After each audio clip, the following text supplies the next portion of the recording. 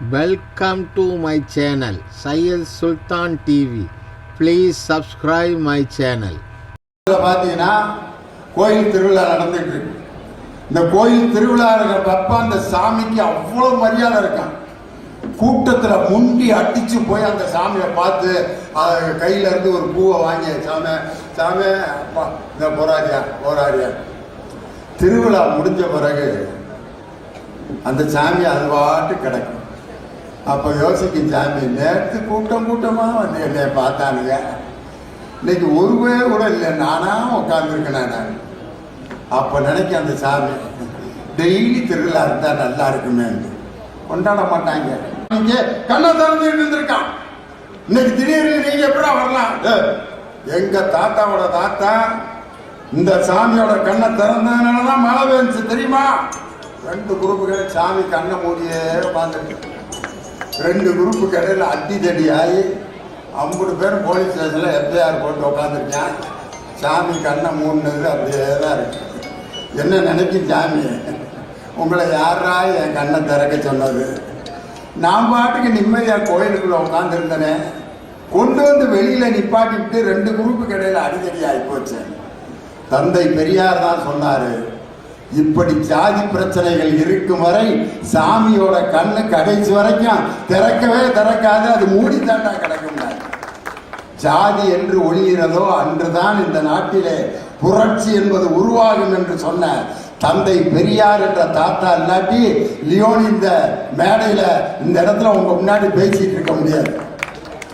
அப்படி இந்த நாட்டினுடைய அறிவியலை விஞ்ஞான வளர்ச்சியை ஏற்றுக்கொண்ட ஒரு மிகப்பெரிய அதிசயம் தந்தை பெரியார். அடுத்து பதில் சொல்லணும், மண் சார்ந்த வாழ்வு இன்னும் எழுதிட்டு இருக்காரு. தேவகோட்டையில் எழுத ஆரம்பிச்சவர் பரீட்சைக்கு பிட்டு எழுதுன மாதிரியே எழுதியிருக்காரு பாருங்க. ஒரே பேப்பர்ல கிட்டத்தட்ட ஒரு 30 A4 சீட்ல எழுத வேண்டியது அந்த சின்ன பேப்பர்ல எழுதியிருக்காரு. அதே மாதிரி ராஜா எப்படி டிகிரி முடிச்சாரு அப்படின்ட்டு அந்த பிட்டு எழுதுறத பார்க்கும்போது இப்போ எனக்கு சந்தேகமா இருக்கு. இருக்கட்டும், எல்லாரும் அதையும் பயன்படுத்தின ஆளுகள் தானே. வாங்க வாங்க ராஜா. நகைச்சுவை மாமன்னர், நகைச்சுவை சக்கரவர்த்தி வாய திறந்தா உண்மையில நாங்கெல்லாம் வீட்டுக்கு போனாலும் நினைச்சு சிரிக்க முடியாது. பஸ்ல போகும்போது சிரிக்க முடியாது. இது எப்படித்தான் எதை தொட்டாலும் அதை அப்படியே நகைச்சுவையா மாத்தி இந்த மக்களை அன்று தொட்டு இன்று வரை 1% கூட குறையாமல் நகைச்சுவை வெள்ளத்தில் ஆழ்த்திக் கொண்டிருக்கிற நகைச்சுவை சக்கரவர்த்தி, என் நெஞ்சமெல்லாம் நிறைந்த நகைச்சுவை மாமன்னர் ஐயா லியோனி அவர்களே, நெல்லையை சேர்ந்த ஆண்டோரே சான்றோரே, உங்கள் அனைவருக்கும் இந்த தேவகோட்டையானின் நெஞ்சம் நிறைந்த வாழ்த்துக்களை சொல்லி அற்புதமாக இந்த வாய்ப்பை தந்திருக்கிறீர்கள்.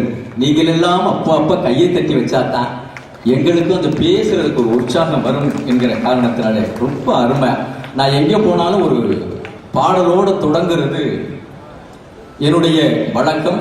ஐயா அவர்களும் போது அன்பு கட்டளையிட்டு இருக்கிறார்கள். நான் அப்படியே இப்ப ட்ரெண்ட் மாறி நிக்கிறேன். நிறைய இங்க வந்து இந்த மண் சார்ந்த பாடல்களை நிறைய விரும்பி கேட்பாங்க. அந்த பாணியில நீங்க போங்க அப்படின்னு ஐயாவுடைய அன்பு கட்டளையை ஏற்று எங்களுடைய மாவட்ட நூலக அலுவலர் அவர்களும் வந்து வருகை தந்து ரசித்துக் கொண்டிருக்கிறார்கள். நான் சிவகங்கை மாவட்டத்திலே நானும் ஒரு நூலகர் என்பதை ஐயா அவர்களுக்கு இந்த நேரத்திலே அறிமுகப்படுத்திக் கொண்டு ஐயா வந்த இடத்தைக்கு பொருத்தமாக ஒரு சில வரிகள் எழுவது என்னுடைய வழக்கம். அந்த வகையில் அழகு அழகு அழகு தமிழ் மொழிதான் அழகு, நெல்லை புத்தக திருவிழாவோ அழகோ அழகு, அழகு அழகு அழகு தமிழ் மொழிதான் அழகு, நெல்லை புத்தக திருவிழாவோ அழகோ அழகு, அழகு அழகு அழகு தமிழ் மொழிதான் அழகு, அழகு அழகு அழகு தமிழ் மொழிதான் அழகு, நெல்லை புத்தக திருவிழாவோ அழகோ அழகு, நெல்லை புத்தக திருவிழாவோ அழகோ அழகு. திருவிழாவில் லியோனிய பட்ட பட்டிமன்றம் அழகு, இதை ரசிக்க வந்த ரசிகர் கூட்டம் அழகோ அழகு. திருவிழாவில் யோனிய பட்டிமன்றம் அழகு, இதை ரசிக்க வந்த ரசிகர் கூட்டம் அழகோ அழகு. சிறப்புடனே அமைந்த இந்த புத்தகங்கள் அழகு, சிறப்புடனே அமைந்த இந்த புத்தகங்கள் அழகு. அதை வாங்க வந்த வாசகரோ அழகோ அழகு, அதை வாங்க வந்த வாசகரோ அழகோ அழகு. அழகு அழகு அழகு தமிழ் மொழிதான் அழகு, நெல்லை புத்தக திருவிழாவு அழகோ அழகு, நெல்லை புத்தக திருவிழாவு அழகோ அழகு. அழகோ அழகு, அழகோ அழகு. ராஜன், இங்க வந்து கவிதை எழுதி இசையமைச்சு பாடுறேன்னா இந்த நெல்லை மண்ணை மிதித்தாலே படைப்பாற்றல் வந்துவிடுங்கிறதுக்கு நீதாயா எடுத்துக்காரு. உண்மையில இந்த கரிசல் மண்ணுக்கு அப்படி ஒரு மிகப்பெரிய சக்தி இருக்குங்கிறத என்னடா ஏதோ பரிசைக்கு பிட்டு எழுதிக்கிட்டு இருக்காராக்கிட்டு நான் நக்கல் பண்ணேன். ஆனால் ஒரு கவிஞன், ஒரு இசையமைப்பாளன் இரண்டையும் ஒரே நேரத்தில் உருவாக்கி நெல்லை புத்தக பொருணை விழாவுக்கு ஒரு பாடலையே உருவாக்கி தந்த ராஜனுக்கு மீண்டும் எல்லாரும் ஒரு கைதட்டு கொடுத்து பாராட்டு அன்போட கேட்கிறேன். நடுவர்களே, நேரடியாக நேரம் கருதி விஷயத்துக்கு வரலாம். மண் சார்ந்த வாழ்க்கையா மின்சார்ந்த வாழ்க்கையா? யதார்த்தத்தை எளிமையா சொல்றேன். வயதுக்கு மரியாதை தந்தது மண் சார்ந்த காலம். மனிதனுடைய வயதுக்கு மரியாதை தந்தது மண் சார்ந்த காலம். வசதிக்கு மரியாதை தருவதுதான் இந்த மின்சார்ந்த காலம். மனுஷனுடைய பதவியையும் பணத்தையும் பார்த்து மரியாதை தருகிற மின்சார்ந்த வாழ்க்கை பெரிதா? எந்த நிலையில் இருந்தாலும் இவன் வயதுக்கு பெரியவன் என்கிற அந்த வயது மூப்புக்கு தருகிற மரியாதை மண் சார்ந்த காலத்தில் இருந்ததே, அது தேவையா என்பதை நீங்கள் தான் கைதட்டி இந்த அரங்கத்திற்கு நிரூபிக்க வேண்டும் என்று நான் ஆசைப்படுகிறேன். அப்போலாம் இந்த மாணவர்கள் பள்ளிக்கூடத்துக்கு போகும்போது அவங்க பயந்துக்கிட்டு போவாங்க. இந்த வீட்டு பாடம் செய்யலைன்னு வச்சுக்கிறீங்களே, இன்னைக்கு அடி பின்ன போறாரா, என்ன பண்ண போறாரோ, எங்க நிறுத்த போறாரோன்னு மாணவர்கள் பயந்து பள்ளிக்கூடம் போனது அந்த மண் சார்ந்த காலம். இன்னைக்கு வாத்தியாரு கிளம்பும் போதே ஒரு தேங்காயை கடையில வாங்கிட்டு கிளம்புறாரு. நேர பிள்ளையார் கோயில்ல போய் உடைச்சு விட்டு இன்னைக்கு இந்த அந்த பயல்களால நமக்கு எதுவும் வந்துடக்கூடாதான்னு பிள்ளையார் கோயில்ல தேங்காய் உடைச்சிட்டு போற காலத்துல இருக்கிறோம். மின்சார்ந்த காலத்துல பெண்கள்லாம் நிறைய இருக்கீங்க. நான் யதார்த்தத்தை கேட்கிறேன். ஒரு காலத்துல இந்த புருஷனுக்கு எது பிடிக்கும்னு பார்த்து சமைப்பாங்க. அது எப்ப? அந்த மண் சார்ந்த காலத்துல புருஷன் எதை சாப்பிடறான்னு உட்கார்ந்து ரசிப்பாங்க. எதை டேஸ்ட் பண்ணி சாப்பிடறான், இதை தாண்டா சமைச்சு கொடுக்கணும் அப்படின்னு பார்த்து சமைச்சது அந்த மண் சார்ந்த காலம். ஆனா இப்ப இந்த மின்சார்ந்த காலத்தையும் பார்த்து தான் சமைக்கிறாங்க. எதை? செல்போனை பார்த்து சமைச்சுக்கிட்டு இருக்க. என் வீட்டுக்காரி அன்னைக்கு கூகுள் ஆப்பை ஓபன் பண்ணி குருமா எப்படி வைக்கிறதுன்னு இந்த கையில கூகுள் ஆப் ஓபன் பண்ணி செல்லு இந்த கையில, சட்டி அடுப்புல இருக்கியா, கரண்டியை வச்சு கிண்டிக்கிட்டே எதை மிஸ் பண்ணிடுவோமோ என்னன்னு பயத்துல செல்லு பக்கம் சட்டி பக்கத்துல கிண்டிக்கிட்டே செல்லையும் சட்டியவும் பார்த்தா இப்ப குருமா கொதிக்குது, உத்து பார்த்தா எதையும் விட்டுட்டோமான செல்லு விலகி குருமாக்குள்ள விழுந்துருச்சு. செல்லு கிடந்து இப்ப குருமாக்குள்ள கொதிக்குது. ஏன்டி இது என்ன குருமா அப்படிங்கிறேன். இது அங்க கூகுள் குருமா. அதையும் சாப்பிட்ட நீ வேற என்ன? எனக்கு பசி எதை கொடுத்தாலும் திங்கிற மாதிரி இருக்கிற நேரத்துல எவ்வளவு சிக்கல. வீட்டுல எலக்ட்ரானிக் குருமா சாப்பிட்ட ஒரே ஆளு ராஜன் தான். செல்போனையும் சேர்த்து உருளைக்கிழங்கோட வேக வச்சு அதையும் சப்பாத்தியில தொட்டு திட்டு இருக்காரு பாருங்க. வேற என்ன செய்ய முடியும்? எவ்வளவு சிக்கல் நெருக்கடியில பாக்குறதுக்கு மின்சார்ந்த காலம் எல்லாம் நமக்கு என்னமோ வசதிக்கு அது உதவிகரமா இருக்கும். அதுக்கு இருக்கிற ஒவ்வொருத்தரையும் எங்களுக்கு தாங்க தெரியும். ஒரு காலத்துலங்க பெண்கள் ஓடக்கரையில போய் குளிப்பாங்க. எந்த மறைவும் இருக்காது. ஓடக்கரையில போய் குளிப்பாங்க, எந்த மறைவும் இருக்காது, மனசுல பயமும் இருக்காது. ஆனா இன்னைக்கு பாத்ரூம்ல குளிக்கிறாங்க. ஒவ்வொரு நிமிடமும் பயந்து பயந்து எங்கே செல்போனை வச்சிருப்பான், எங்கே கேமரா வச்சிருப்பான்னு சொந்த வீட்டு பாத்ரூமுக்குள்ள குளிக்கும் போதே பயந்து பயந்து குளிக்கிற மின்சார்ந்த வாழ்க்கையிலே வாழ்ந்து கொண்டிருக்கிறோமே, இதுதான் இந்த உலகத்திற்கு நமக்கு நிம்மதியை தரப்போகிறதா என்றால், தருகிறது என்றால் பேசாமல் இருங்கள், இல்லை என்றால் கைதட்டி நிரூபியுங்கள் என்று சொல்லி இந்த கேமராவுக்குள்ள சிக்கிக் கொண்டு மனிதன் எவ்வளவு ஆடுபடுகிறான். ஆனா ஓடக்கரையில குளிக்கும் போது எவ்வளவு ஆனந்தமா குளிச்சாங்க. பயம் இல்ல, மறைவு இல்ல. அந்த குளிப்பாங்க, அந்த மன மகிழ்ச்சியில அந்த அத்தை மகன் அந்த அப்படி ஓர கரையில நின்று அப்படி பாடுவான். எப்படி தெரியுமா? எல்லாரும் என்ன நினைக்கிறாங்க, நம்ம லவ் பண்றப்ப இந்த மாதிரி பாட்டுலாம் நம்ம சிக்காம போச்ச, ஏதேதோ பாட்டை பாடி நம்ம லவ்ஸ் பண்ணமே, இந்த மாதிரி பாட்டெல்லாம் அன்னைக்கு கையில சிக்கலையே அப்படின்னு நினைக்கிறது எல்லாருடைய முகத்திலையும் தெரியும். நடுவர்கள் அவர் சொன்னார் பாருங்க, அந்த காலத்துல என்ன பண்ணாங்க பெரியவங்க எல்லாம், வீட்டு திண்ணையில உட்கார்ந்துட்டு புரணி பேசினாங்க. புரணி பேசி எந்த குடும்பத்தை பிரிக்கலாம், யாரை கெடுக்கலாம்ங்கிற சிந்தனையில இருந்தது மனுஷன் அந்த காலம்னு தனிக வேறன் சொன்னார். நான் ஒன்னே ஒண்ணு கேட்கறேங்க, இப்ப உள்ளதை கேட்கிறேன். இந்த விஜய் டிவியில இந்த பிக் பாஸ் ஒண்ணு ஓடுதுல, அதுல என்ன பண்றாங்க,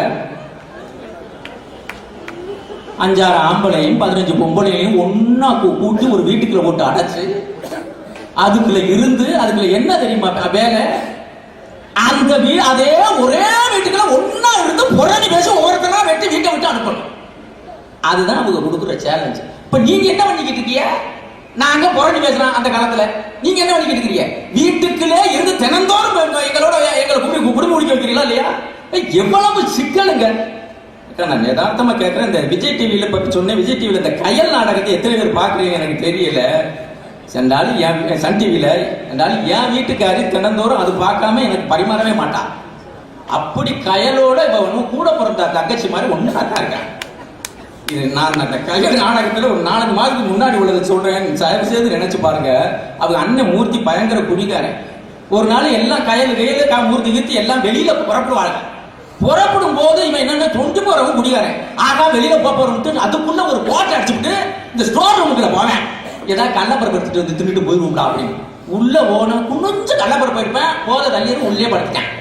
இவன் உள்ள கிடக்கிறத இவனுக்கு பார்க்கல, எல்லா கதையும் இறுக்கி போட்டு விட்டு வெளியில வருவாளுங்க. வெளியில வந்து அண்ணனை காணாம். ஏய் தங்கச்சிட்டு கேப்பாக்க, எங்கடைய அண்ணனை காணா, மூர்த்தி காணா, யாட்டி இந்த கலாணி பையன் குடிச்சு கொல்லப்புறத்துல படுத்து கிடக்கானோ, அது கொல்லப்புற கதை திறக்கடி அப்படின்னு கதவை திறப்பாளுங்க, அங்கே இல்ல. பெட்ரூம் கதை திறப்பாளுங்க, அங்கே இல்ல. கிச்சன் கதை திறப்பாளுங்க, அங்கே இல்ல. அவன் எங்கே நடக்கிறேன்?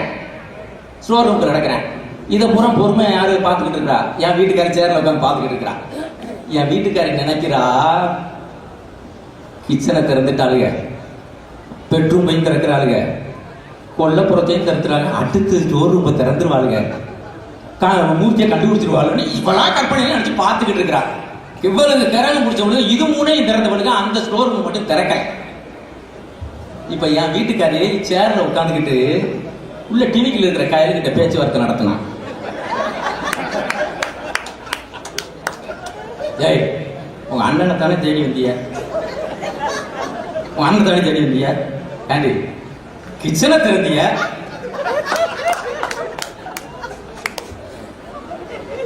பெட்ரூமை திறந்திய, கொல்லப்புறம் எல்லாம் திறந்திய இல்லடி, அவன் அந்த ஸ்டோர் ரூம்ல கிடக்குறாண்டி, அதை போய் திறங்கடி.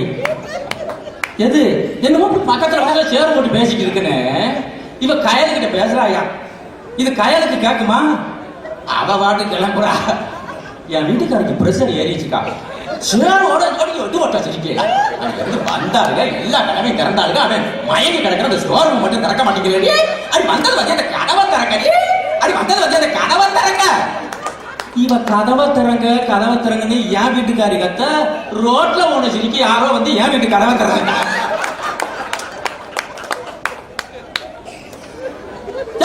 நாடகம் பெண்கள் தான் விரும்பி பார்ப்பாங்கன்னு பார்த்தா ராஜ்யம் மூழ்கி இருக்காரு நாடகம். நீ யார் மாதிரி ஏன் வீட்டு கதவை வந்து திறக்கிறாங்க? இந்த வீட்டுக்குள்ள இருந்தானே ஒரு பொம்பளை அது கதவை திறக்குன்னு கத்துச்சு. அது கயல் நாடகத்தை பார்த்துட்டு என் வீட்டுக்காரி கத்தனா பாக்குறேன். என் வீட்டுக்காரியை விட மோசமா அந்த அம்மா அந்த கயலை பார்க்கும் போல இருக்கு. கயலா அவங்க அண்ணனை கண்டுபிடிச்சிட்டாங்களா? இருக்க நானும் இருந்து பார்த்துட்டு போறேன்னு என் வீட்டுல கவனம் போட்டாயா. கிளப்புறது எப்படி? நான் டீ போட்டேன். நான் போட்டா தானே கிளப்ப முடியும். நாங்க படுற பாடு வீட்டுக்கு இந்த மின்சார வாழ்க்கையில இதுல வந்து நம்ம டிக்கெட் இதுல தான் போட்டோம். டிக்கெட் இதுல தான் போட்டோம். ஒரு காலத்துல நாங்க கரெக்டா திட்டம் போட்டோம். ஒரு காலத்துல மாட்டு வண்டியில போனாலும் நடந்து போனாலும் அதுக்கு தகுந்த மாதிரி போயிட்டோம். இப்போ ஒரு இந்த மின்சார வாழ்க்கைக்கு பேச இருக்காருல, போன மாசம் 1 நிமிடம் லேட்டா போயிடுச்சு. எங்க போனாரு இனி அவன் அடுத்து பேச வர்றது அது வாட்டி விட்டு கிளம்பிடுச்சு. எவ்வளவு சிக்கல்கள் அடைஞ்சிருக்கான். நான் ஐயா நேரம் இல்லை, எனக்கு பயமா இருக்கு. நான் ஒண்ணே ஒரு செய்தி சொல்றேங்க. நீங்க மின்சார்ந்த வாழ்க்கையில் இன்னைக்கு வீட்டுக்கு வீடு தென்னை மரம் வளர்க்குறோங்க, பனை மரம் வளர்க்குறோம், பார்த்து பார்த்து தண்ணி ஊத்துறோம், பார்த்து பார்த்து உரம் வைக்கிறோம், புள்ள மாதிரி வளர்க்குறோம். ஆனா இந்த உலகத்துல எல்லாத்தையும் அதே மாதிரி வாழை தென்னை மாதிரி எல்லாத்தையும் தியாகம் பண்ணிட்டு கவனிக்கப்படாமலே இருக்கிற மரம் ஒன்று இருக்கிறது என்று சொன்னால் அதுதான் தமிழ்நாட்டின் தலைமரமான பனை மரம் என்பதை இந்த தேசம் மறந்து விடக் கூடாதுங்க. நினைச்சு பாருங்க, பணம் தென்னை கண்ணு வைக்கிறீங்க, வாழை கட்டையை வைக்கிறீங்க, தண்ணி ஊத்துறீங்க, உரம் வைக்கிறீங்க.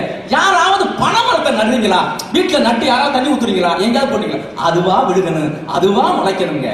அப்படி முளைச்ச மரம் யாரு கையும் தண்ணிக்கு எதிர்பார்க்காதுங்க. எப்படி அந்த பனை மரத்தை ஊத்து பாருங்களேன், அந்த இலைகள் எப்படி இருக்குமா, நீங்க முத்திர உலைகள் விரிஞ்சிருக்கும், அந்த குருத்து உலைக்கும் அதுக்கு அடுத்த உலையும் பாருங்களேன், யாரையோ கையெடுத்து கும்பிடுறது மாதிரியே இருக்கும் அந்த ஓலைகள். அப்படியே யாரை கும்பிடுதுமா? வர்ண பகவானை கும்பிடும். வர்ண பகவான் தருகிற தண்ணீரை அப்படியே ஓலைகளுக்குள்ளே வாங்கி அடிமரம் வேறு வரைக்கும் உள்ளே இறக்கி எவங்கையும் எதிர்க்காமல் வாழுகிற பனைமரம் ஒன்று இருக்கிறது. அந்த பனைமரத்தை பாருங்களேன், எல்லாத்தையும் இவ்வளவு தியாகம் பண்ணுங்க. எல்லாம் என்னடா நீ 100 ஆண்டு வாழணும்னா என்ன தங்க பசுமம் சாப்பிடுன்னு அழகான மருத்துவம் சொன்னா, ஒரே மரத்துல கிடைக்குதுல பனை மரத்துல கிடைக்குதுல பதநீர், அந்த பதநீரை மட்டும் தொடர்ச்சியா குடிச்சிட்டு வாங்க, தங்க பசுப்பம் சாப்பிட்டதை விட நீங்கள் இன்னும் 100 ஆண்டுகள் கூடுவதாக வாழ்வீர்கள் என்று மண் சார்ந்த வாழ்க்கையில படிக்காத பாமரன் சொன்னா எப்படி தெரியுமா? ஐயா இப்ப எவ்வளவு நேரம் இருக்கு? ஆஹா ஆஹா, அருமையான பாயிண்ட்லாம் இன்னைக்கு பேச முடியாது. இருந்தாலும் நான் நிறைவா ஒன்னே ஒன்று சொல்லிடுறேங்க. என்ன ஐயா தட்டிட்டாங்க நேரம் கருதி. படிக்கிற பசங்கள் ஒருத்தன் போய் ஒரு அப்பன் எனக்கு அந்த 1.5 லட்சத்துல இருக்கிற அந்த பைக்கை வாங்கிட்டாப்பான்னா, 1 வருஷமா போறான்னா, அவர் வறுமையில வாங்கி கொடுக்க முடியல. காலேஜ் ஃபீஸ் கட்டுறாரு, அது கட்டுறாரு, வாங்கி கொடுக்க முடியலங்க. அப்பா 1.5 லட்சத்துக்கு அந்த பைக்கை வாங்கி தரலைங்கிறதுக்காக 1 வாரம் அவன் வீட்டுக்கே வரலங்க. ஃப்ரெண்ட்ஸுகளோட சுத்துறான். என்னைக்கு பைக் வாங்கி தரீங்களோ அன்னைக்கு வீட்டுக்கு வராங்க. எப்ப இப்ப இன்னொருத்த என்ன 40,000 ரூபாய் செல்லு, அதை வாங்கித்தான் அப்பாட்ட தினந்தோறும் போராடிட்டு இருந்தான். வறுமை நிலை வாங்கி கொடுக்க முடியலைங்க. அவன் என்ன பண்ண தெரியுமா? எனக்கு எங்க அப்பா செல்லு வாங்கி தராதால மனசு ஸ்ட்ரெஸ் ஆயிடுச்சு, மன அழுத்தம் வந்துருச்சு, நான் மருந்த குடிக்க போறோம்னு ஒரு செல்லுக்காக எந்த தோல்வியும் தாங்க முடியாத மனப்பக்குவத்திலே இன்றைய காலத்தை இந்த மின்சார்ந்த வாழ்க்கையில் பெற்றோர்கள் பெற்றெடுத்த குழந்தைகள் இருக்கிறார்கள் என்பதால் நிதர்சனமான உண்மை. ஆனா அன்னைக்கு எப்படி தெரியுமா? பெற்றோர்களை புரிந்து கொண்டு, பெற்றோர்களுடைய பொருளாதாரத்தை புரிந்து கொண்டு, பெற்றோர்களின் நிலைமையை புரிந்து கொண்டு வாழ்ந்த குழந்தைகள் அந்த மண் சார்ந்த காலத்தில் இருக்காங்க. அதுக்குத்தான் ஒரே உதாரணம் சொல்லி நான் முடிக்கிறேன். எப்படி தெரியுமா? அம்மா அவங்க அப்பா இல்ல,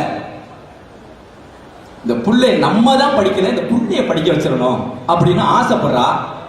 கஷ்டப்பட்டு ஒரு ஹாஸ்டல்ல கொண்டு போய் சேர்த்து அந்த புள்ளைய படிக்க வச்சுட்டா. ஹாஸ்டல் ஃபீஸும் கட்டணுங்க, புஸ்தகமும் வாங்கி கொடுக்கணும். ஹாஸ்டல் ஃபீஸ் கட்டலா, புஸ்தகம் வாங்கி கொடுக்க முடியல. இந்த இதை அங்கே அதெல்லாம் திட்டுவாங்களா? அந்த மனுஷன் காலத்துல இந்த புத்தகம் வாங்கலையேன்னு வாத்தியார் வேற திட்டிக்கிட்டு இருக்காரு. ஆனா இந்த புள்ள ஹாஸ்டல்ல இருக்கிறா படிக்கிறா. ஆனா அம்மாவுடைய நினைவு வருதுங்க. அம்மா என்னை படிக்க வைக்கிறதுக்காக இருந்த பித்தளை பாத்திரம் எல்லாம் கூட அடவு வச்சுட்டு என்னை படிக்க வச்சீங்க. ஆனா நீ தினந்தோறும் வீட்டுக்கு வீடு பாத்திரம் தேய்க்க போறியம்மா. என்னோட தோழியோட அம்மா போன வாரம் அந்த புள்ளைய பார்க்க வந்தாங்க. உன்னை பத்தி சொன்னாங்கம்மா, இந்த தினந்தோறும் வீட்டுல பாத்திரம் தேய்க்கிறாய, தேய்ச்சு கையில ஏதோ புண்ணு அலர்ஜி வந்துருச்சாமா, தயவு செய்து அந்த புண்ணு ஆத்துறதுக்கு மஞ்சள் பத்தி ஏதாவது இருந்தா போட்டுக்கமா. ஆனா என்னை எப்படியாவது படிக்க வைக்கணும்னு நினைக்கிற. ஒரு நாள் நானும் படித்து மிகப்பெரிய பதவியிலே வந்து உனக்கு பிரதிபலனாக உன்னை காப்பாற்றுவேன் என்று அந்த ஹாஸ்டல்ல இருந்து இன்னும் எத்தனையோ கடிதங்கள் சினிமாவிலே மின்சார்ந்த வாழ்க்கையிலே எழுதிவிட்டார்கள். ஆனால் மண் சார்ந்த வாழ்க்கையிலே எழுதிய இந்த கடிதத்துக்கு நிகர் எந்த கடிதமும் இல்லை என்பதற்காக இதை சொல்லி நான் நிறைவு செய்கிறேன். அந்த மகள் தன்னுடைய அம்மாவுக்கு எழுதுகிறார். எப்படி தெரியுமா? என்று சொல்லி தந்த வாய்ப்புக்கு நன்றி கூறி, மண் சார்ந்த வாழ்க்கையா மின்சார்ந்த வாழ்க்கையா, உங்கள் தீர்ப்புக்கே விட்டு விட்டு விடைபெறுகிறேன். நன்றி, வணக்கம். இப்ப பட்டிமன்றம் நடந்துகிட்டு இருக்கா இல்ல ஏதோ ஒரு கிராமிய பாடல் இசை கச்சேரி கலை விழா நடந்துகிட்டு இருக்கா? உண்மையிலேயே அது எல்லாத்தையும் இன்னைக்கு புள்ளப்பட்டேன். ஏன்னா பொருணை விழா, இலக்கிய திருவிழா, கலை திருவிழா, புத்தக திருவிழா. புத்தகம் அங்க வைக்கிது, இலக்கியம் நாங்க பேசுறோம், கலை திருவிழாவுக்குன்னு இசையோடு இங்க வந்து உங்களை எல்லோருடைய உள்ளங்களையும் கொள்ளை கொண்டிருக்கார். என்ன விழா வந்து இவங்க நடத்தணும்னு ஆசைப்பட்டாங்களோ அதை புள்ள பண்ணிட்டார் ராஜன். நிறைவாக மின்சார்ந்த வாழ்வு என்ற அணியை நிறைவு செய்ய வாங்க கவிஞர் இனியவன். கிரேக்க பேரரசில் மாமன்னன் பிலிப் உட்கார்ந்து கொண்டிருந்தார். அப்பொழுது இந்தியாவிற்கு சுற்றுப்பயணம் செய்துவிட்டு வியாபாரத்தை முடித்துவிட்டு வந்த வணிகன் கேட்டான், இந்தியா என்ற ஒரு தேசத்தை பார்த்தாயே, அது எப்படி இருக்கிறது என்று கேட்ட பொழுது அந்த வணிகன் சிரித்துக் கொண்டே சொன்னார்கள், இந்தியாவில் முட்டாள்கள், அவர்கள் குதிரையை பாரம் இழுக்க செய்கிறார்கள், யானையை பாரம் இழுக்க செய்கிறார்கள், அவர்கள் குதிரையும் யானையும் போர்க்களத்தில் பயன்படுத்த தெரியாத முட்டாள்கள் என்று வணிகன் சொன்னார். மாமன்னன் பிலிப் சிரித்துக் கொண்டே பார்த்துக் கொண்டிருந்தார். ஓரத்திலே உட்கார்ந்து கொண்டு எல்லாம் கவனித்த மாவீரன் அலெக்சாண்டர் தன்னுடைய ஆசிரியர் அரிஸ்டாட்டிலிடம் போய் சொன்னார், இந்தியர்கள் முட்டாள்களா என்று. ஆசிரியர் அரிஸ்டாட்டில் சொன்னார், எங்கே அறம் இருக்கிறதோ அங்கே குதிரைகள் போருக்கு போகாது, எங்கே அன்பு தலைக்கிறதோ அங்கே யானைகள் போருக்கு போகாது. அலெக்சாண்டர் பிலிப்பு சிரித்துக் கொண்டதை, அந்த வணிகன் சொன்னதை ஒரு காலம் நம்பாதே என்று அறம் போற்றிய இந்த தமிழகத்திலே நடைபெறுகின்ற பட்டிமன்றத்திற்கு நடுவர் பொறுப்பை ஏற்றிருக்கின்ற நல்லதொரு நடுவர், நகைச்சுவை தென்றல் கலைமாமணி டாக்டர் திண்டுக்கலை தியோனி அவர்களே,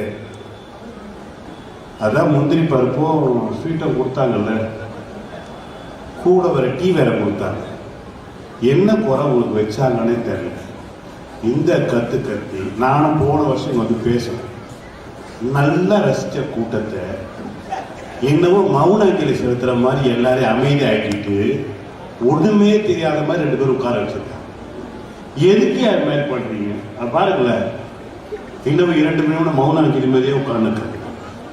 அவரு எங்க பேராசிரியர் விஜயகுமார் இருக்காருல்ல, அவர் பெரிய புத்திசாலி. கோழி பண்ணை செல்லதுரை படம் பார்த்தீர்களா?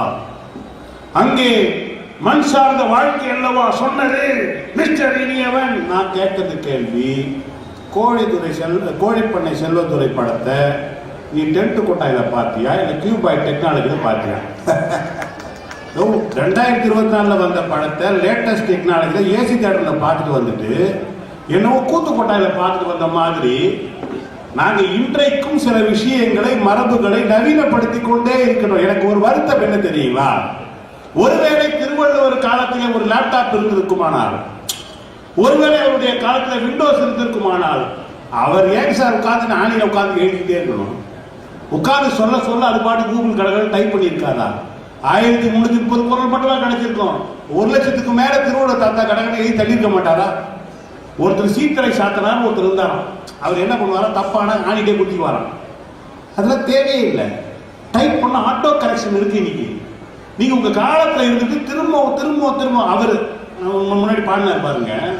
எனக்கு பழைய இசையமைப்பாளர் MS விஸ்வநாதன் வயலின் பாடல் பாடின மாதிரி இருக்கு. தாய் நீளம் தந்த வரும் தாவரும் இதை தழைக்க தழைக்க மகிழ்வார்கள் யாவர். எப்போ நீங்க சொன்னதுல ஒரு 15 கோடி பேர் இருக்கும் போது இதெல்லாம் பாடலாம். நீங்க மாட்டு வண்டி ஓட்டுறது, அந்த ஆளுக்கு எவ்வளவு பெரிய மோசமான குணம் பார்த்தீங்கன்னா, நான் என்னவோ பணமேரமானத்தில் ரொம்ப பாசம் நினைச்சிட்டு பார்த்தா பாடி போடி ஒன்று கொடுத்தாடின்னு கேட்டேன் பார்த்தீங்களா. இந்த ஆள் பிளான் அதுதான். பனைமரத்து மேலாம் நம்பிக்கைலாம் கிடையாது. இதில் வேற சொல்றாரு, பனைமரம் வர்ண பகவானை வணங்குறது மாதிரி. இன்னைக்கு வர்ண பகவான் விண்டி ஆப்புக்குள்ள வந்தார். நம்மால் விண்டி ஆப் வச்சு பார்த்துக்கலாம். புயல் 450 இதோ கிளம்பிட்டார், இதோ 350. நாகப்பட்டினம் வர மாதிரி தெரியலையே, டேர்ன் ஆகி ஆந்திரா போறாரு. பிண்டி ஆப்புக்குள்ள வர்ண பகவான் உட்கார்ந்துட்டார். ஒரு காலத்துல நீங்க சொன்ன காலத்தை காலங்காலமாக சூரியனை கடவுளாக பார்த்த காலம் போய் இன்னைக்கு என்ன நடந்தது? சூரியன்ல இருந்து சக்திகளை எடுத்து சோலார் சிஸ்டம் பண்ண காலத்துல உட்கார்ந்துட்டு இருக்க நாட்டில் வந்துட்டு சொல்றாரு, நாம எல்லாம் பழையசுதான். இதுல அவர் மறந்தான் மனிதன் மறந்தான் மனிதன் மறந்தான். சார் இன்னைக்கு இ புக் வந்துருச்சு பாத்தீங்களா? ஒரு பேப்பர் புத்தகத்தை பேப்பரை எடுக்கணும்னா இத்தனை மரங்கள் அழிக்கப்பட வேண்டும். நாங்கள் மரத்தை காத்து கொண்டிருக்கின்றோம், நீங்கள் மரத்தை வெட்டி கொண்டிருந்த படுபாவிகள் கொஞ்சம் கூட வருத்தமே இல்லாமல் எங்களை பார்த்து குற்றம் சொல்லிட்டு உட்கார்ந்துருக்கீங்க. நான் ஒன்று சொல்றேன், ஒரு யதார்த்தமான உண்மை சொல்றேன். 11 பிப்ரவரி அமெரிக்கா வந்து நம்ம நாடு மாதிரி அடிக்கடி பவர் கட்லாம் ஆகாது. அமெரிக்கா எப்பவுமே பவர் கட் ஆகாது. 11 பிப்ரவரி அன்னைக்கு அமெரிக்கா பவர் கட் ஆச்சு. பவர் கட் ஆன 3வது நிமிஷம் பவர் ஆன் ஆச்சு. அமெரிக்காவில் இருந்த எல்லா இடங்களும் டிஸ்பிளேல ஒரு வாசகம், ஒரு புகைப்படம் போடப்பட்டது. என்ன தெரியுமா? இன்று தாமஸ் ஆல்வா எடிசன் பிறந்த தினம். ஒருவேளை அவன் பிறக்காமல் போயிருந்தார் இதே போன்ற இருளே இந்த உலகம் மூழ்கி போயிருக்கும் என்று சொன்னார். சார் மைக் செட்டுக்காரர் கோடான கோடி வாழணும், நல்ல மைக். நமக்கு வீட்டில் ஒரு நல்ல பேச்சாளருக்கு மேடையில் மைக்கு, வீட்டில் பொண்டாட்டி நல்லா அமையணும். இதுதான் நமக்கு அமையும். சார் 25 வருஷம் ஆகுது சார். என் பசங்க எங்கள் ஃப்ரெண்டு மாதிரி சேர்ந்து ஒரு வீடியோ எடுத்தாங்க, இந்த குறும்படம் மாதிரி ஒன்று எடுத்து 25 வருட வாழ்க்கை என்னன்னு சொல்லிட்டு. நான் சொன்னேன், எதுக்குடா எடுக்கிறீங்களா? கல்யாண நாளுக்கு உங்களுக்கு சர்ப்ரைஸ் பண்ணணும். இவனுக்கு சர்ப்ரைஸ் நம்ம சொல்லி தான் நம்ம பண்ணணும். நான் சொன்னேன், நீ யாரை மட்டும் கேளு, என் வீட்டுக்காரங்க மட்டும் கேட்காதன்னு. அவங்க கேட்டால் கரெக்டாக சொல்லுவாங்க. அவர்கிட்ட போய் கேட்குறாங்க, இவருடைய 25 ஆண்டு வாழ்க்கை எப்படி? ஒரு 4.5 பக்கமாவது பேசி போனா சார். ஒரு பேச்சாளர் கொண்டாடி பேசலாம் பாருங்க அப்படின்னா 25 வருஷம் முடிஞ்சிருச்சு. இதுக்கு நான் சொன்னேன், ஏற்கனவே சொன்னேன் கேட்காதீங்களான்னு. இன்றைக்கு சுதந்திரமாக பெண்கள் பேச முடியுது. அவர் என்ன ஒரு சயின்டிஸ்ட் மாதிரியே பேசுறாரு. மண்பானை பேசியதாம், மண்பானையே நீ எப்போதும் ஏன் குளிர்ச்சியாக இருக்கிறாய் என்று சொன்னார். மண்பானை சொன்னதாம், நான் பிறந்ததும் மண்ணிலே இறப்பதும் மண்ணிலே, அதனால் நான் குளிர்ச்சியாக இருக்கிறேன். என் மண்பானையை யாராலும் சூடுபடுத்த முடியாது. எவன் சொன்னா? தூக்கி அடுப்புல வச்சா மண்பானை சூடும். இது என்ன பெரிய விஷயமா? இது ஒரு பட்டிமன்ற பாயிண்டா? உடனே நடுவர் சொல்றாரு, இனி ஒன்று மாட்டிக்கிட்டாரு. விட்டு போன 2 ஆடு, இதுக்கு தொலைஞ்சு போற ஆடுகளே பரவாயில்ல பொறுத்து. அவர் நாங்கள் கவலையே படல, வீட்டில் சந்தோஷமா அந்த ஓனர் கூடவே போயிடணும், எங்களுக்கு ஒன்றும் பிரச்சனையும் கிடையாது. ஏதாவது மறுக்கணும்னா நியாயமா மறுக்கணும் சார். இன்னைக்கு தமிழ்நாட்டு அரசுடைய தகவல் தொழில்நுட்ப மந்திரி சொல்கிறார், 12,500 கிராமங்களை நாங்கள் டிஜிட்டலைஸ் பண்ண போறோம்னு சொல்றாரு. எதுக்கு? ஒரு காலத்துல தாசில்தார் ஆபீஸ்ல போய் நின்று நீங்க ஜாதி சர்டிஃபிகேட் அப்ளை பண்ணணும், பர்த் சர்டிஃபிகேட் அப்ளை பண்ணணும், எல்லா சர்டிஃபிகேட்டும் போய் நின்னீங்கன்னா 3 மாசம் ஆகும். இன்னைக்கு வீட்டில் உட்காந்து இ சேவையில் உட்காந்து தட்டிட்டு கிடக்குறானே. இந்த மாதிரி எளிமையாக வந்த பிறகு கூட இவங்க சொல்றாங்க, இல்ல அப்படிலாம் கிடையாது, நாங்கள் பின்னாடியே போயிட்டு இருக்கோம். நீங்க என்ன சொல்லி கொடுத்தீங்க சமூகத்துல? ஆசிரியர் அவர் வாத்தியார் தானே இருந்தாரு மனுஷன், அவர் என்ன சொல்லி கொடுத்தீங்க? முயலும் ஆமையும் ஓட்டப்பந்தயம் வைத்தார்கள், முயல் ஓடியது. இது எவ்வளவு பெரிய துரோகம் தெரியுமா சார்? ஆமை தண்ணியில ஓடுறது, முயல் தரையில ஓடுறது.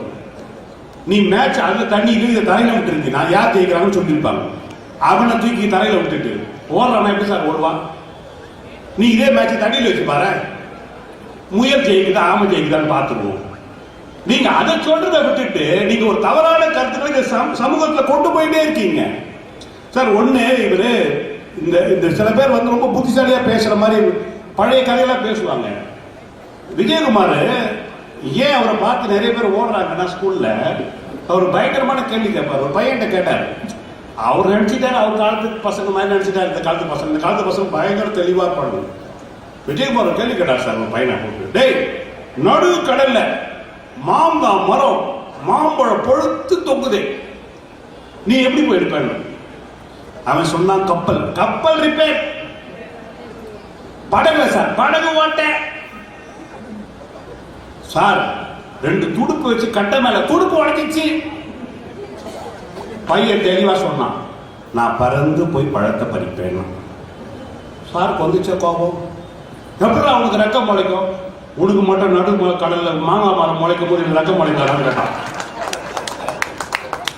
நீங்க எந்த காலத்துல உட்கார்ந்து இந்த பழங்கதைகளை பேசிக்கொண்டு இந்த சமூகத்துல ஏமாத்திட்டு இருக்கீங்க? நான் 2 செய்திகளை சொல்லி நிறைவு செய்கிறேன் நண்பர்களே. பகத்சிங்கோடைய கடைசி காலம், நாளைக்கு தூக்கு விட போறாங்க. அவருக்கு நாளைக்கு தூக்கு. உடைய கடைசி ஆசை என்னன்னு கேட்டாங்க. பகத்சிங் சொன்ன வார்த்தை என்ன தெரியுமா நண்பர்களே? இந்த சிறைச்சாலையில இருக்கின்ற பேபி அம்மாவுடைய கையால் நான் உணவு சாப்பிட வேண்டும், பேபி அம்மா எனக்கு ஊட்டி விட வேண்டும்.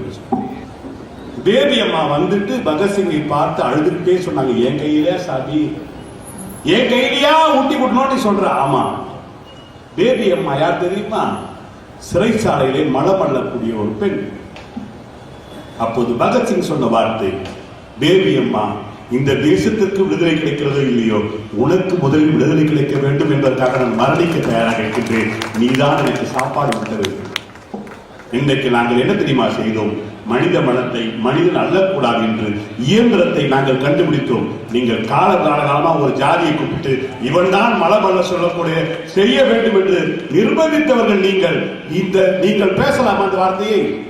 இன்னொன்று, ஒரு படத்துல இவரு கவுண்டமணி போவார், பையனை கூப்பிட்டு ஸ்கூலுக்கு போவார். இப்ப எஸ் சந்திரன் வருவார், எங்கடா போற அப்படின்னு. பையனை ஸ்கூல்ல சேர்க்கறதுக்கு போற. டேய், நீ எல்லாம் போயிட்டீங்கன்னா எப்படா வெட்டியா போவதால எவடா பாக்குறது? ஏன் நீ உன் பிள்ளைய கொஞ்ச நாள் பாரு அப்படின்னு. இன்னைக்கு என்ன ஆச்சு தெரியுங்களா? வெட்டியார் என்று சொல்லக்கூடிய அந்த சகோதரருடைய குழந்தை இன்றைக்கு மருத்துவர் ஆகிறார். என்று சொன்னார், எவனும் தேவையில்லை, பெரியப்பாவோ சித்தப்பாவோ மாமாவோ அப்போனோ ஆத்தால யார் வந்தாலும் உள்ள தள்ளு, சுவிட்ச போடு, இந்தா புடி உங்க பெரியப்பா பிரசாதம் குழுடு கொடுக்குறான். நாங்க எலக்ட்ரிக்கல் சுடுகாடை கொண்டு வந்துட்டோம் சார். நீங்க இன்ன வரைக்கும் கொல்லி வச்சாதான் வேணும்னு சொல்லிட்டு ஒரு மூட பழக்கங்களை இன்றைக்கு வைத்துக் கொண்டிருக்கீர்கள். ஒன்றை சொல்லுகின்றேன், காலம் காலமாக இந்த சமூகத்திலே ஒரு பெண் தாலி இழந்து விட்டால், இறங்கி விட்டால் மறுமணம் செய்ய சொன்னது நாங்கள். நீங்கள் மொட்டை எடுத்து வீட்டில் உட்கார்ந்து, இன்னும் பெருமையாக சொல்லுகின்றேன், இந்த சமூகத்திலே இந்தியாவிலே நாங்கள் ஒரு பழங்குடியினர் பெண்ணை தேசத்துடைய முதல் குடிமகளாக உட்கார்ந்து கொண்டிருக்கின்றோம். எந்த சாதியாக இருந்தாலும் சரி, அவன் அந்த தாயை பார்த்து வணங்க வேண்டும் என்று மாற்றிருக்கின்றோம். நீங்கள் வீட்டில் உட்கார்ந்து கோபுரத்தில் உட்கார வைக்கிறோம் என்று சொன்னால், மின் சார்ந்த வாழ்க்கை, அறிவியல் பூர்வமான வாழ்க்கை, உங்களுடைய பழைய கதைகள் எல்லாவற்றையும் மூட்டை கட்டிவிட்டு உங்களுக்கு பஸ்ஸுக்கு நேரமாகிவிட்டது, கிளம்புகள் என்று கூறி வாய்ப்படுத்த நல்ல உள்ளதற்கு நன்றி வாழ்க்கை விடைபெறுகிறேன். நன்றி, வணக்கம். வந்து பேசிட்டு போக வேண்டியதானே. இவங்களுக்கு பஸ்ஸை ஏற்றி விட சொல்லி உடனே கேட்டாங்க. அதுக்கு தான் நம்ம வருவாய்த்துறையை சேர்ந்த அலுவலர்கள் இருக்காங்க, அவங்க பார்த்துக்கிடுவாங்க. உங்களுக்கு பஸ்ஸுக்கு நேரமாச்சு, கிளம்பி போங்க. மின் சார்ந்த வாழ்வை ரொம்ப அழகாக சொன்னார். மண் சார்ந்த ரொம்ப 2 விஷயத்தை சொல்லி முடிச்சிடுறேன். மண் சார்ந்த வாழ்வு பார்த்தீங்கன்னா சில மூட நம்பிக்கைகள், பல போக்குவரத்துகள்லாம் இருக்கும். ஒரு ஊரில் பார்த்தீங்கன்னா ஒரு வயசான பெரியவர் குளிக்கிறதுக்கு ஒரு குளத்துல போய் குளிச்சுக்கிட்டு இருக்காரு. அவர் கொஞ்சம் கஷ்டப்படுற வறுமையில் இருக்க ஆளு, ஒரே வேட்டி தான் இருக்கு. அந்த வேட்டியை அலசி நல்லா இது பண்ணி புளிஞ்சு 2 மரத்துக்கு இடையில கட்டி வச்சுட்டு போய் குளிச்சுக்கிட்டு இருக்காரு. வேட்டியை கட்டிட்டு குளிக்கிறாருன்னா எப்படி குளிப்பாருன்னு யோசனை பண்ணி பாருங்க. மகாவீர வர்த்தமானர் மாதிரி குளிச்சுக்கிட்டு இருக்காரு. ஒன்றும் இல்லை, 2 மரத்துக்கு இடையில வெள்ளை வேட்டியை கட்டிக்கிட்டு இருக்கிறத பார்த்தோம்னா அந்த கிராமத்து பொம்பளை எல்லாம் வந்து, ஏக்கா திரை கட்டிட்டாங்க, படம் போட போறாங்க அப்படின்ட்டு ஊரே பரப்பி விட்டு 2 திரைக்கு இடையில 50 பொம்பளை உட்காந்துருக்கு. கிழமை ஒன்றும் இல்லாம குளத்துல குளிச்சுக்கிட்டு இருக்காரு. பொம்பளைங்க பேச்சு சத்தமா கேட்கவும், என்னடா அது நம்ம ஒன்றும் இல்லாமல் இங்கே இருக்கான், வேட்டி கடியில் இப்படி பார்க்குறாரு, அம்புட்டு பொம்பளையும் உட்காந்துருக்குதுங்க, எப்படா நம்ம வேட்டி எடுத்து கட்டுறது அப்படின்னு இந்த மனுஷன். இன்னைக்கு இந்த மின்சார்ந்த வாழ்வு இல்லைன்னா இப்படி ஆளுகனா சினிமா படம் போடுறாங்கன்னா இந்த வெள்ளை வேட்டியை பார்த்துக்கிட்டு அந்த பெருசு வந்து வேட்டிக்கு பக்கத்தில் நான் ஒன்றும் இல்லாமல் நிற்கிறேன், சினிமா படம்லாம் போடல, வேட்டியை துவச்சி காய போட்டுட்டேன் போட்டுட்டு எந்திரிச்சு அம்பிட்டு ஓடின பிறகு அப்புறம் வேட்டியை கட்டிட்டு வேட்டிக்கு போயிருக்காரு. இது நடக்குது. ஒரு மூட நம்பிக்கை, ஒரு பஞ்சாயத்து, இதெல்லாம் பார்த்தீங்கன்னா அறிவியல் பூர்வமான சிந்தனை இல்லாமல் எவ்வளவு விஷயம் நடக்குது. ஒரு இளவு வீட்டில் அந்த பெருசை நிம்மதியை அடக்கம் பண்ண விட்டாங்க. அவர் பாட்டு 6:30 மணிக்கு எடுக்க போறோம்னு சொல்லிட்டான். திடீர்னு 6:50க்கு ஒரு குரூப் போடுறாங்க. நான் தாண்டா தாய் மாமத்தோட அண்ணன், பெருசா 9 மணிக்கு தான் எடுக்கிறேன். அவர் நேரத்துல இருந்து வாயெல்லாம் மொச்சு இப்படி கிடக்குறாரு. 10 மணிக்கு தான் எடுக்கணும். இன்னொரு குரூப் வர்றேன். 10 இல்லை 12:30க்கு. நான் சொல்ல தூக்கிடுவேன், பாடிய தூக்கிடுவேடா. 10-12 ஆகி காலையில் 5:30 வரைக்கும் பிரச்சனை ஆகிட்டு இருக்கு. காலையில் 4:30 மணிக்கு 5-6 மணிக்கு பார்த்தா பெருசா காணா. எந்திரிச்சு அவரே நடந்து போய் சுடுகாட்டில் படுத்துட்டாரு. ஏய், உங்களை நம்பினா என்ன இன்னும் 3 நாளைக்கு அடக்கம் பண்ண மாட்டீங்கடான்னு. கலகம், பிரச்சனை. ஆனால் என்னைக்கு மின்சாரம் கண்டுபிடிச்சு இந்த உலகம் மிகப்பெரிய விரிந்து கிடக்கிறது என்ற அறிவியல் பூர்வமான சிந்தனை வந்துச்சோ, அன்னைக்கு தான் மனிதன் விழித்தெழுந்தான் அப்படின்னு யாரு இந்த குரூப் பேசுது. இன்னைக்கு சென்னையில் பன்னாட்டு புத்தக திருவிழா நடந்தது, இன்டர்நேஷனல் புக் ஃபேர். அதில் முதலமைச்சர் கலந்துகிட்ட ஒரு நிகழ்ச்சியில அந்த அறிவிப்பாளர் அம்மா அறிவிக்குது, next mister Thomas Hart who is going to give his felicitation for this international book fair, Chennai International Book Fair. Mr. Thomas Hart is going to deliver his address in CIPF. செக்கச்சவேன்னு ஒருத்தர் வந்தார். அமெரிக்காவில் Seattle இருந்து வந்திருக்காருன்னா எப்படி பேசுவாருன்னா, Tamil Nadu I would like to talk to Professor Ross about the International Book Fair. 6400 is a fake what? அப்படின்னு எதிர்பார்த்தேன். அவர் வந்தோன்னா எப்படி பேசினார்னா, மரியாதைக்குரிய தமிழக முதலமைச்சர் அவர்களுக்கு வணக்கம். பார்த்தேன். உண்மையிலே அமெரிக்கா 26 வருஷமா நான் தமிழ் கத்துக்கிட்டு இருக்கேன். தமிழ்நாட்டில் மதுரையில் வலையப்பட்டியில் தங்கி தமிழ் எழுதவும் பேசவும் படிச்சுட்டேன். திருக்குறளை நான் ஆங்கிலத்தில் மொழிபெயர்த்திருக்கிறேன். அமெரிக்கா முழுவதும் இதை எல்லோரும் படித்துக் கொண்டிருக்கிறார்கள். அந்த இங்கிலீஷ் டிரான்ஸ்லேஷனை காமிச்சிட்டு I am going to இங்கிலீஷில் பேசுகிறார். I am going to say one Thirukkural அப்படின்னு ஒரு திருக்குறளை தமிழில் அழகாக வாசித்தார். விரைந்து தொழில் கேட்கும் ஞானம் நிறைந்தினது சொலவலார் பெரின் அப்படின்ட்டு I am going to sing this Thirukkural in my music. அப்படியே திருக்குறளை இசையில் பாடுறார். விரைந்து தொழில் கேட்கும் ஞானம் நிறைந்தினது நிறைந்தினது நிறைந்தினது சொல்லவல்லார். What is the translation of this Thirukkural அப்படின்னு the translation சொல்றார். Those who give sweetness to his words, the world rushes to him. யார் இனிமையாக பேச கற்றுக்கொள்கிறார்களோ அவர்களின் பின்னால் இந்த உலகம் அணிவகுத்து செல்லும். விரைந்து தொழில் கேட்கும் ஞானம் சொலல் வல்லார் நிறைந்தினிது சொலல் வல்லார் பெரின். யாரு? அமெரிக்காக்காரரு சியாட்டில் இருக்க தாமஸ் ஹார்ட். அவரு திருக்குறளை படிச்சு இன்னைக்கு இது பண்ணார்னா, இது மின்சார்ந்த வாழ்க்கை தானே, மண்டே ஆடக்கூடாது. இதை நடந்ததை நீங்களாம் டிவியில் பார்த்தீங்க. இந்த மின்சார்ந்த வாழ்க்கை இல்லாட்டி இந்த அமெரிக்காக்காரர் பாடுவார. அருமையான குறுந்தொகை பாட்டு, எல்லாருக்கும் பிடிச்ச பாட்டு. யாயும் யாயும் யாராகியரோ எந்தையும் நொந்தையும் எம்முறை கேளீர், நீயும் நானும் எவ்வளி அரிதும் செம்புல பெயல் நீர் போல் அன்புடை நெஞ்சம் தாம் கலந்தனர். செம்மண்ல கலந்த தண்ணீர்ல அந்த செவப்பை எப்படி எடுக்க முடியாதோ அது மாதிரி நம்ம 2 பேரும் கலந்தோம்னு ஒரு காதலை உயர்த்தி சொன்ன தமிழுக்கு இணையான ஒரு பாட்டு, ஒரு இலக்கியத்தை நம்ம சொல்ல முடியுமா? இதைத்தான் கண்ணதாசன் அன்னைக்கே ஒரு திரைப்பட பாட்டில் எழுதினார், யாயும் யாயும் யாராகியரோ எந்தையும் நொந்தையும். இது எதுக்கு நான் சொல்றேன்னா, இந்த செம்புல பெயல் நீருங்கிற இந்த வாக்கியத்தை எடுத்து விக்ரம் சாண்ட் அப்படிங்கிற ஒரு ஆங்கில எழுத்தாளர் ஒரு நாவலை எழுதினார். அந்த நாவலுக்கு பேரு red earth boring, red earth boring rain அப்படின்னு, சிவந்த பூமியில் பெய்த மழை அப்படின்னு சொல்லி ஒரு ஆங்கில நாவல் எழுதி, அந்த ஆங்கில நாவல் இதுவரை அந்த நாவல் விற்றதை போல வேற எந்த நாவலும் விற்கல.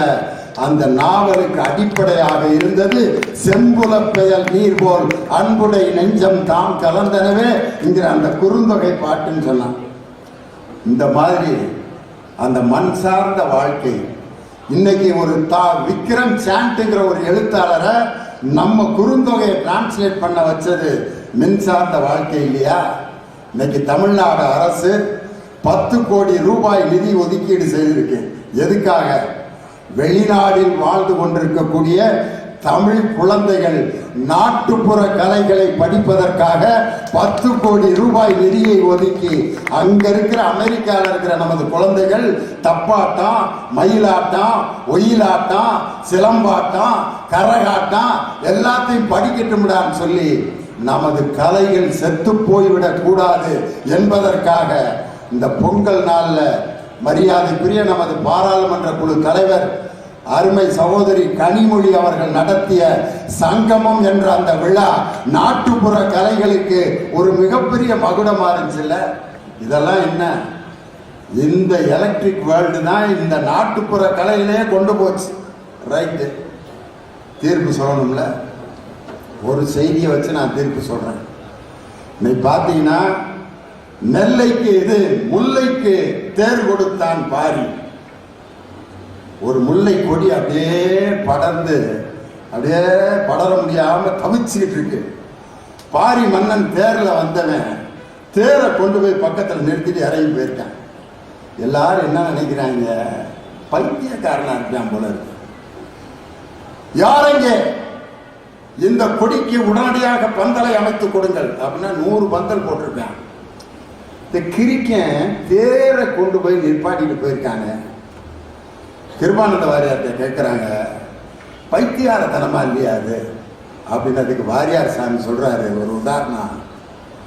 அழகாக பட்டுப்புடவை கட்டி மல்லிகைப்பூ வச்சு ஃபுல் மேக்கப்போட ஒரு அம்மா கல்யாணத்துக்கு புறப்படுறதுக்கு சாயந்தரமா ரெடி ஆகிட்டு இருக்கு. வீட்டுக்காரர் பட்டு வேட்டி பட்டு சட்டை போட்டு 2 பேரும் கண்ணாடியில் பார்த்து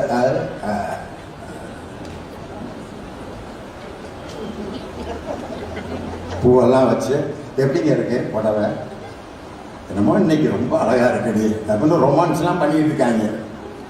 இந்த நேரத்தில் ஸ்கூல் முடிஞ்சு பையன் வர்றேன், நெத்தியில் அடிபட்டு ரத்தம், அழகா ட்ரெஸ் பண்ணிட்டு பட்டு புடவை ட்ரெஸ்ஸோட ஒரு அம்மா ரத்த காயத்தோட வர்ற குழந்தைய பார்த்தோன்னே என்ன நினைப்பாங்க?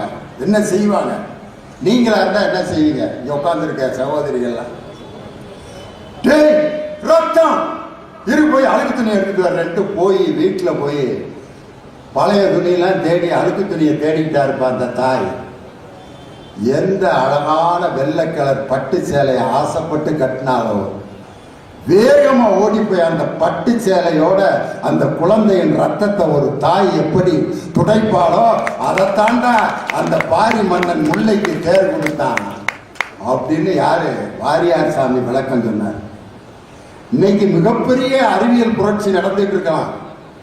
இன்னைக்கு பன்னாட்டு புத்தக மையத்தில் திருவிழாவில் என்ன நடந்துச்சுன்னா 1756 ஒப்பந்தங்கள், அதாவது தமிழ் நூல்கள் வெளிநாட்டு மொழிகளுக்கும் வெளிநாட்டு நூல்கள் தமிழ் மொழியிலும் மொழிபெயர்ப்பதற்கு 1756 ஒப்பந்தங்கள் கையெழுத்தாயிருக்குன்னா இது மின்சார்ந்த வாழ்க்கையினுடைய மிகப்பெரிய சாதனை இல்லையா?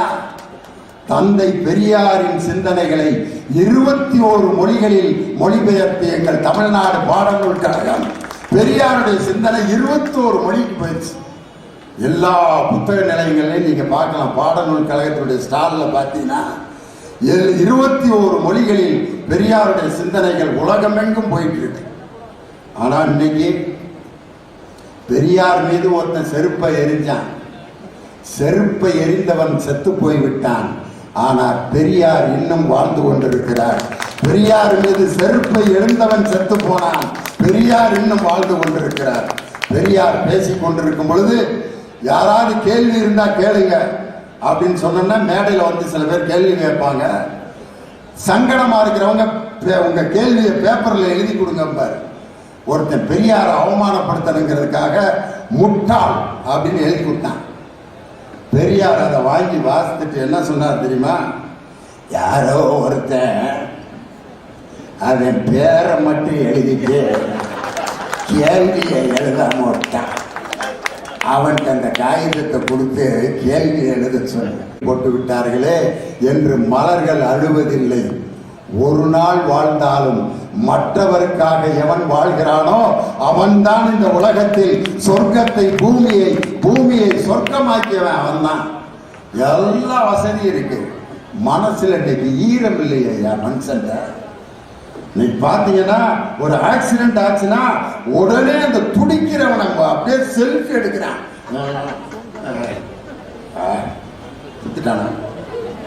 முடியறதுக்குள்ள எடுத்துருவோம்டா, எடுத்து அடுத்த நாள் ஷேர் பண்றான். விபத்துடன் சதீஷ். அட முட்டாப்பல, செத்தவனை நீ ஆஸ்பத்திரிக்கு தூக்கிட்டு போய் அவனை காப்பாத்தினா தாண்டா நீ மனுஷன். அதை வச்சு நீ லைக்க எதிர்பார்க்கிற பார். இந்த மோசமான கலாச்சாரம் இன்னைக்கு வந்துருச்சு. அந்த மனதில் எவனுக்கு ஈரம் இருக்கிறதோ அந்த ஈரம்தான் இன்று மனித சமுதாயத்தை வாழ வைத்துக் கொண்டிருக்கிறது. காரணம், ஒரு விஷயத்தை எளிதாக்குவது ஈரம். முடி வெட்டவர் பார்த்தீங்கன்னா தலையில் அப்படி தண்ணியை தெளிச்சு முடி ஈரமானன்னு தான் வெட்டுவார். பரட்ட தலையை வெட்டினார்னா அந்த கத்திரிக்கோள் ஏண்டா அறிவில்லை உனக்கு, பணங்கொட்டை மாதிரி இருக்கு இந்த தலையை, கொஞ்சோண்டு தண்ணியை தெளிச்சு வெட்டினா சட்டுன்னு வெட்டிடலாமே. அந்த ஈரம் பட்டோன்னு முடி மிருதுவாய். அயன் பண்றவர் பாருங்க, அந்த துணி காஞ்சி அப்படியே அட்டை மாதிரி இருக்கேன், தண்ணியை அப்படி தெளிச்சு அப்படி அயன் பாக்ஸை போட்டோன்னா அது ஈரம் பட்டோன்னா வேலை ஈஸியாகுது. பெண்கள் வீட்டை துடைக்கணும்னா தண்ணி தெளிச்சு மாப்பு போட்டு தேய்க்கிறீங்க. வெறும் தரைய வெறும் மாப்பில் தேய்ச்சி பாருங்களேன், உங்களுக்கு கூச்சமா இருக்கும். வடிவேலு கூட ஒரு படத்துல ஒரு வீட்டில் வேலை பார்த்துட்டு இருப்பாரு. எஸ்பி வந்து என்ன பண்ணிட்டு இருக்க? ஐயா வீட்டை தொடச்சிட்டு இருக்கேன். தண்ணியை போட்டு தொடம அப்படின்பாரு. தெய்வமே, வேலைக்காரனு தண்ணியை போட்டு தொடங்கி சொல்றாரு. ஃப்ரிட்ஜை திறந்து ஒரு ஆஃப் ஏற்றிட்டு ஆகான்னு தொடச்சிட்டு பாரு, அடிச்சு வெறுத்துருவாங்க. தண்ணியை தெளிச்சு தொடச்சா வீடு ஈஸியா சுத்தமாகும். அதே மாதிரி பார்த்தீங்கன்னா துணியை வந்து ஈரமா இருக்கும் போது அதுல இருக்கக்கூடிய அழுக்கு போகும். ஒரு மனிதன் அந்த ஈரமான நீரை போல் எவன் இருக்கிறானோ அவன்தான் வாழ்க்கையில் மகிழ்ச்சியை தர முடியும். நிறைவான மகிழ்ச்சி மிகப்பெரிய அறிவியலிலும் ஆடம்பரங்களிலும் தொழில்நுட்பங்களிலும் என்று மனிதன் மூழ்கி போய் மனித தன்மையை இழந்து விட்டான். மனித நேயமும் ஈரமும் மதச்சார்பின்மையும் ஒற்றுமையும் மனித மாண்பும் என்று நிலைத்திருப்பது எந்த வாழ்க்கையில் என்று சொன்னால் மின் சார்ந்த வாழ்க்கையில் அல்ல, மண் சார்ந்த இயற்கையோடு இயைந்த வாழ்வில் தான் மனிதன் நிறைவான மகிழ்வை பெறுகிறான் என்று சொல்லி உலகத்திற்கு நாகரிகத்தை கற்றுக் கொடுத்த, உலகத்திற்கு தேசப்பற்றை ஊட்டிய இந்த கரிசல் மண்ணின் இலக்கிய கர்த்தாக்களுக்கு என்னுடைய வணக்கத்தை சொல்லி, இவ்வளவு நேரம் ரசித்து கேட்ட நெல்லையின் எங்கள் உயிரினும் மேலான ரசிக பெருமக்களுக்கு என்னுடைய அன்பான வணக்கத்தை சொல்லி, எங்களை படம் பிடித்த ஊடகவியலாளர்கள் அனைவருக்கும் பத்திரிகை நிருபர்களுக்கும் என்னுடைய வணக்கத்தை சொல்லி விடைபெறுகிறேன். நன்றி, வணக்கம்.